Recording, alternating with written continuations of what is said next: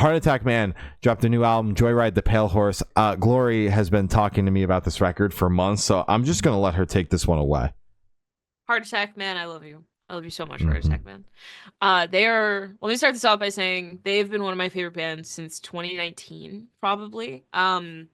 So we've been through some shit together, you know? I mean, I have seen, obviously you have too, because that's the time of the podcast as well. We have never not covered a new Heart Attack Man release. I mean, you got me So, into Heart Attack Man with how crazy you were about the one with the Fake Blood. Fake Blood, the one with the baby. Yeah. I know that's what you were about to say. The one with the fucking baby on the front. Yeah, Fake Blood. No, Fake Blood is honestly, I don't think about like my rankings too much anymore, but I'm pretty sure Fake Blood is in my top 10 albums of all time. I think it is fucking flawless. And I don't say that frequently. But all that to say, I like Heart Attack Man. I think they're a great band. I was very stoked to hear that they had a new album coming out.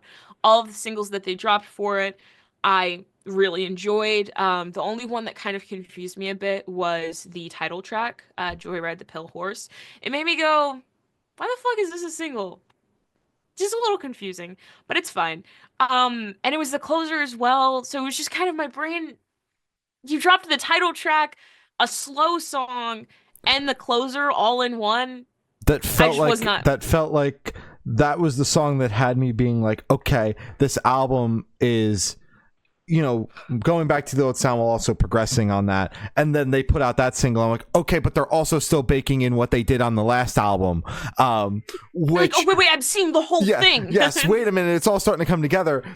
Which I'm gonna let Glory finish, but that's not what wound up happening, by the way. Spoiler alert. No, spoiler alert. So Heart Attack Man, we're so back. Yeah. We never left, but this is honestly, it was one of my most anticipated records for this year. The second it was released, I was like, this shit's gonna be in my top 5 easily of albums of 2025. Listening to it for the first time, I did not put it down for at least like 4 hours, I'm pretty sure. It's 30 minutes. That tracks. Yeah, maybe like four and a half hours. You did text me in the middle of the day after listening to Mayday Parade for a couple hours. You're like, I've listened to this album 20 times already. Because I listened to it on Friday when it first came out, and I was like, oh my god, it's out. Because for whatever reason, I had it placed in like May to come out. Everything is happening in May, so my brain is like, May is when all my favorite shit's coming out.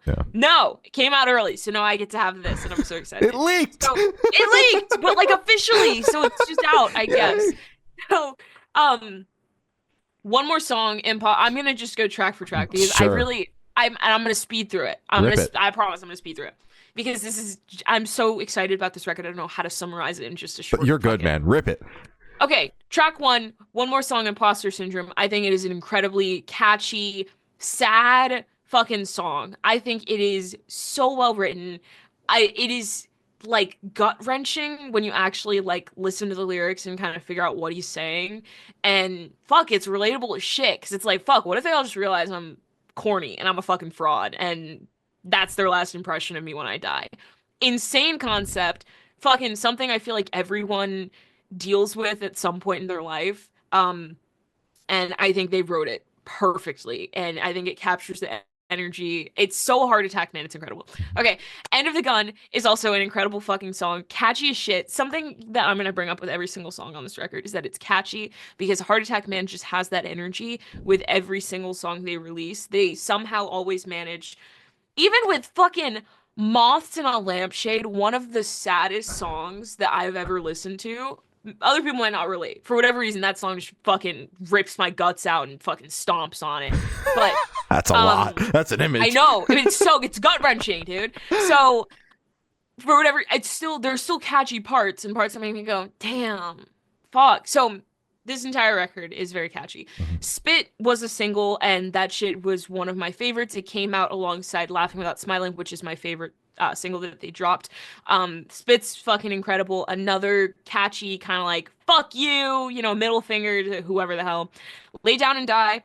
Another, I mean, you can tell by the fucking title, not the happiest song. No. I think it's still fucking catchy as shit, and I love Heart Attack Man so much.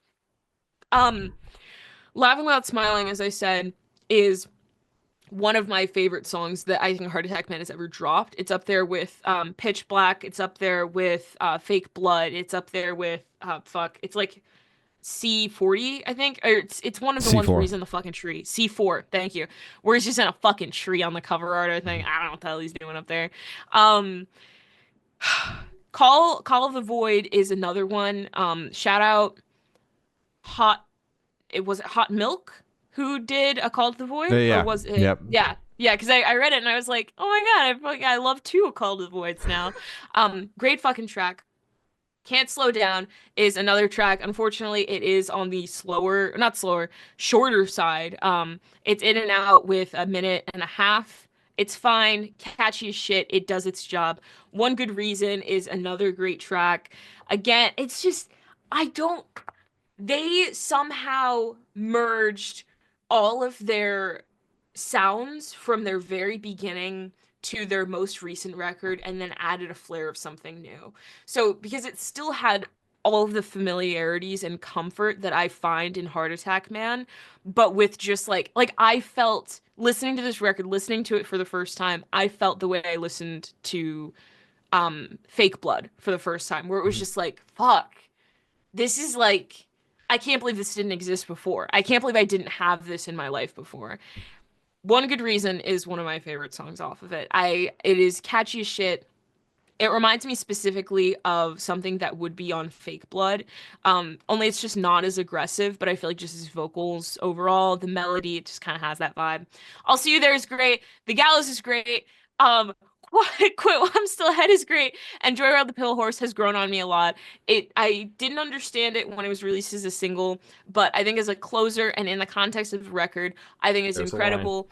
It also, yep, and also I think how it also encourages the replay of the album because it feels like it's one big loop. I'm pretty sure it is one big loop. It's either that or I had my transition thing on, which sometimes I turn on and I forget to turn it off for albums. So I don't know. Either way, it loops perfectly. I mean, I listened to it for like 4 hours straight, so I might like it a little bit. Great record, Heart Attack Man.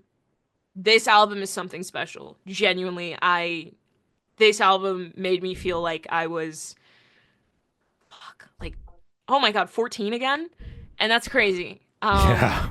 So thank you for that, guys. Hell yeah. Well, I can't possibly top that.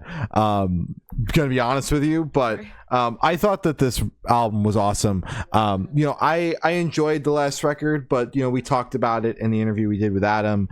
Definitely a sonic shift, an intentional sonic shift with that record.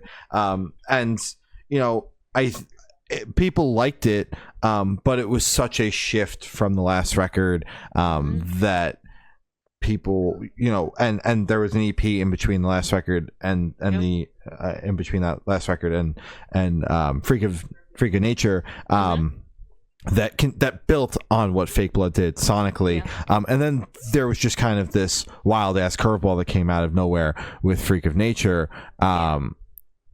So this record felt like it was necessary in a way because, like I said, I don't think it was poorly received, but I felt this general sense of people being like confused.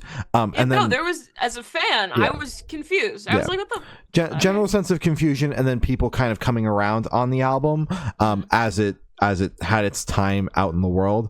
But this felt like it had to be done a return to form in a sense, while also building on all of the previous stuff, like I said, including the most recent record, because there are hints of that littered throughout this record. Joyride the Pale Horse, the title track, is the most obvious example of that, but even throughout the album there are other elements of songs that feel reminiscent of that most recent record, building on everything else that they had done that was a little bit more punk focused, and then building on top of all that and doing new things with the album as well. I feel like this is exactly what had to be done. They executed it flawlessly.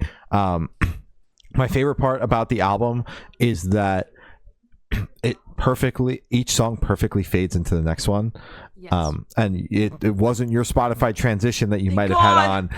Okay. Each song perfectly flowed into the next one, which I really liked. It made for a very cool and cohesive listening experience.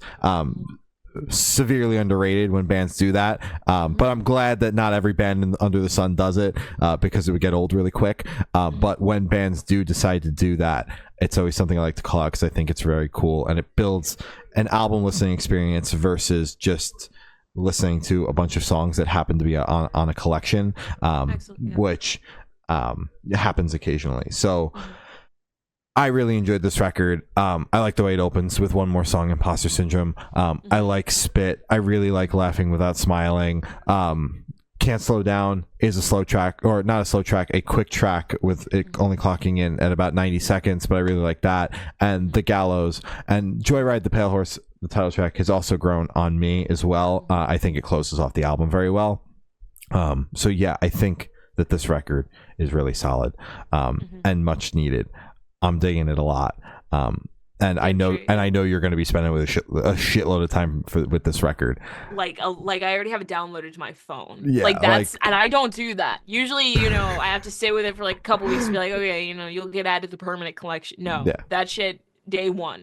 Day one. I also want to correct myself. Sorry, it was not C4. Okay. It's the title track to the Acid Rain EP. That was the song that I was referencing. I saw the cover of him in a tree, and my brain went C40. I was so off. Acid Rain. Yeah. All right. Sorry, Hammy fans. They're going on a headlining tour. Kicks off in June. I know. Yeah. Sorry. Kicks off in June. So peep the date. See if it's coming near you. Heart Attack Man always puts on a great show. So highly recommend. They do. Crazy. Yeah. Crazy. God, shout out Heart Attack Man. I fucking love that band.